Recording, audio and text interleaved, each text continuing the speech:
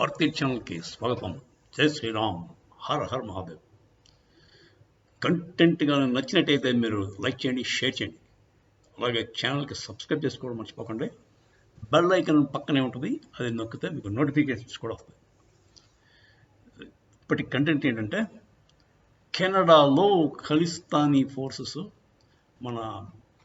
వాళ్ళ చేసే ప్రతి యదో పనిని కూడా గవర్నమెంట్ సపోర్ట్ ఎందుకు ఇస్తుంది అన్న విషయం మేము మాట్లాడుకున్నాం. బేసిక్గా సిక్కుల తాలూకా పర్సంటేజ్ 2.1% అండి పాపులేషన్, కెనడియన్ పాపులేషన్. వేరే హిందూ పర్సంటేజ్ 2.3%, మన వాళ్ళకంటే కొంచెం ఎక్కువ. అయినా కూడా సిక్కులు ఆ గవర్నమెంట్ వాళ్ళు ఏం చెప్తే అది చేస్తుంది ఆ గవర్నమెంట్. ఏం చేత అంటే హిందూ ఓట్లు వాళ్ళకి అక్కర్లేదా? హిందువులకి ఎక్కడ ఉన్నా ఓట్లతో మనం ఇన్ఫ్లుయెన్స్ చేయలేమా? హిందూ ఓట్స్ అంత డివైడెడ్గా ఉంటాయా? అసలు ఓటు వేస్తారా మన వాళ్ళు? అందుకని మనం సరే, ఇప్పుడు బేసిక్గా వాంకోవర్ అనే ప్లేస్లో ఇండియన్ కౌన్సిలేట్ ఎదురుకుండా దగ్గరలోనే ఒక షామ్ కోర్ట్, సిటిజన్స్ కోర్ట్ అని నిర్వహించారంట అక్కడ. అంటే ఒక న్యాయస్థానం అన్నమాట, సిటిజన్స్ న్యాయస్థానం. అక్కడున్న సిక్కులు నలుగురు కూర్చుని ఒక కోర్టు నిర్వహించారు మన ఇండియన్ కాన్సులేట్ ఎదురుకుండా వాంకోవర్ సిటీలో. ఆ కోర్టులో ముద్దాయి ఎవరు? నరేంద్ర మోదీ గారు. ఆయన్ని ట్రయల్ చేశారు, ఆయనకి ఉరిశిక్ష చేశారు, ఆయన ఎఫిజీ పెట్టి కాల్చారు. అది వాళ్ళు చేసిన ఘనకార్యం. దాన్ని అక్కడ ఉన్న గవర్నమెంట్ ఏమాత్రం ఖండించలేదు, యాక్షన్ తీసుకోలేదు వాళ్ళ మీద. ఈ షామ్ కోర్ట్ ఎవరైతే నిర్వహించారో వాళ్ళ మీద ఎటువంటి యాక్షన్ తీసుకోలేదు.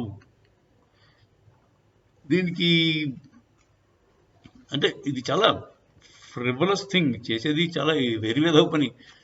అంతకుముందు మనకు సర్దార్లు జోకులు కదా, అలాగా ఇలాంటి మోకాల్లో బుర్ర ఉన్నవాడే చేయగలడు ఇలాంటి పనులు. సో యాక్చువల్గా సర్దార్లు అందరూ అలాంటి కారు ఉంటారు. వీళ్ళంతా కూడా పాకిస్తానీ ఇన్ఫ్లుయెన్స్తో పనిచేసి ఐఎస్ఐ తాలూకు ఏజెంట్స్ వీళ్ళు. ఈ ఖలిస్తాన్ మూమెంట్ అంతా కూడా ఐఎస్ఐ ఫండింగ్ తోటి నడుస్తుందండి. వీళ్ళు బేసిక్గా డబ్బుల కోసం ఏదైనా చేసే దేశద్రోహులు. వాళ్ళు ట్రూ సిక్స్ కారండి. ట్రూ సర్దార్ అంటే చాలా మాట మీద నిలబడిన మనిషి ఉంటాడు. అవతల వాళ్ళకి ఎంతసేపు సహాయం చేద్దామని చూస్తారు వాళ్ళు. ఎందుకంటే ప్రతి గురుద్వారాలో ఫ్రీగా నువ్వు నీ మతం, నీ క్యాస్ట్, క్రీడు ఏమీ సంబంధం లేకుండా భోజనం పెడతారంటే ఎక్కడ పడితే అక్కడ. ప్రపంచంలో ఎక్కడైనా సరే మీరు గురుద్వారా ఉందంటే మంచి హెల్దీ ఫుడ్ దొరికేస్తుంది.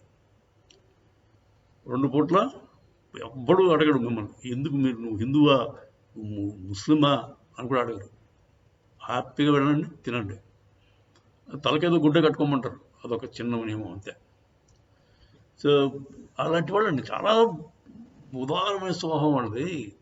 సిక్కులు అంటే మామూలు వాడు కారండి, వాళ్ళు చాలా గ్రేట్ పీపుల్. అలాంటిది ఈ ఐఎస్ఐ వచ్చి కెలికి వాళ్ళలో ఉన్న చీడ పురుగులు లాంటి వాళ్ళని తీసి వాళ్ళని హైలైట్ చేయాలి. సరే, ఇప్పుడు ఇదండి వాంకోవర్లో జరిగిన సంఘటన అది. దానికి కెనడా ఎందుకు ఇంత సిక్కులకి వంగి నమస్కారాలు చేస్తుందో నాకు అర్థం కాదు. అదే కెనడాలో మనం హిందువులు వాళ్ళకంటే కొంచెం ఎక్కువ ఉన్నాం, 0.2% ఎక్కువ హిందువులు. మరి మనం ఎందుకు గవర్నమెంట్ మీద ప్రెషర్ తేలేకపోతున్నాం? అంటే గొప్ప గుర్తుగా ఓటు వేయడం మన వాళ్ళు.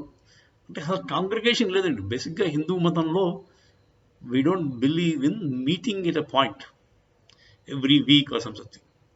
ఇప్పుడు క్రిస్టియన్స్ ఉన్నారు, ప్రతి సండే చర్చికి వెళ్తాడు. అలాగే సాయిబులు వాళ్ళు ప్రతి ఫ్రైడే మసీదు పోతాడు. మీరు సిక్కులు గురుద్వారాలో కలుస్తారు కూడా రెగ్యులర్గా. మన హిందువులు మాత్రం వాడు గుడికి వెళ్ళక్కర్లేదు, గుడికి కావాల్సినప్పుడు వెళ్తాడు, కావాల్సినప్పుడు ఎప్పుడైనా వెళ్తాడు. అందులో మన గుళ్ళు కూడా చాలా విశిష్టమైన గుళ్ళు ఉన్నాయి మనకి. కొన్ని గుళ్ళు అయితే దాని పేరు చెప్పుకుంటేనే మోక్షం వచ్చేస్తుంది, వెళ్ళక్కర్లేదు. అరుణాచలం స్మరేణ ముక్తి అన్నాడు. అరుణాచలం అనుకుంటే కాబట్టి మోక్షం వచ్చేస్తుంది. అలాంటి గ్రేట్ గుళ్ళు ఉన్నాయి మనకి. సో మనం వాటికి పర్సనల్గా వెళ్ళాం. ఇంట్లో కూర్చొని కళ్ళు మూసుకుని అరుణాచలం వెళ్ళిపోతాం. లేదంటే ఇంట్లోనే మనకు గుడి ఉంటుంది, దేవుడు మన దగ్గరే ఉంటాడు. సో అందువల్ల మనకి కాంగ్రిగేషన్ లేకపోవడం వల్ల పొలిటికల్గా మనం ఏమీ ఇన్ఫ్లుయెన్స్ చేయలేకపోతున్నాం అని నా ఉద్దేశం. సో యాక్చువల్గా కాంగ్రిగేషన్ ఉండడం వల్ల చాలా డిసడ్వాంటేజెస్ ఉన్నాయి. దానివల్ల వైలెన్స్ పెరుగుతుంది. అంటే కాంగ్రిగేషన్ వల్లే ఈ క్రూసైడ్ వార్స్ వచ్చాయని నా ఉద్దేశం. పీసు, నాన్ వైలెన్స్ మంచి ప్రపంచంలో అందరూ ఫ్లరిష్ అవ్వాలంటే ఈ పనికిరాని కాంగ్రిగేషన్స్ ఉండకూడదండి. At one point on particular day every week or so ఇలాంటి ఉన్నంత కాలం ప్రపంచానికి థ్రెట్ లేదు. సరే, అది నా పర్సనల్ ఒపీనియన్. ప్రస్తుతం we are talking about Canada, Vancouver and a sham court which took place. అది చాలా అన్యాయం అనిపించింది నాకు. మోదీ గారు ఏం తప్పు చేశారు వాడికి? మోదీ గారి మీద టార్గెట్ చేయడం ఏంటి? అంత గ్రేట్ మ్యాన్ అతను. మోదీ గారు, అతని వల్ల మనం చాలామంది మనం ఇవాళ ఇండియా ఇలా ఉంది అంటే మోదీ గారి వల్లే. అది ఒప్పుకోవాలి మనం. అలాగంటే కరోనా టైంలోనే పోవాల్సింది. కాంగ్రెస్ మన్మోహన్ సింగ్ ఉంటే కరోనాలో సగం ఇండియా తుడుచుకుపోయేది నా ఉద్దేశం. సరే అండి, ఇది చాలా కరెక్ట్ కాదని నా ఉద్దేశం. Absolutely it needs to be condemned. Canada ఎందుకు అలా అయిపోతుందో, కెనడా ఈజ్ అంటాడు, కెనడా ఈజ్ యూరోప్, అదే వెస్టర్న్ కంట్రీస్ తాలూకు పాకిస్తాన్ అంట. ఫ్యూచర్ పాకిస్తాన్ కెనడాలో కనపడుతుంది. సో ఇలాగ ఇదే రీతిలో వాళ్ళు వెళ్తే వాళ్ళు పాకిస్తాన్ దాటిపోతారండి, మించిపోతారు అన్న ఉద్దేశం. సో మీరంతా ఖండించవలసిన విషయం ఇది. కామెంట్లో వచ్చి రాయండి. This is a very bad trend which Canada is setting. నీకు ఒక దేశం మీద కక్ష ఉండొచ్చు అంటే, కానీ ఒక స్మాల్ ఓట్ బ్యాంక్ పాలిటిక్స్ కోసమని ఒక తక్కువ గ్రూప్ ఆఫ్ పీపుల్ని ప్యాంపర్ చేసి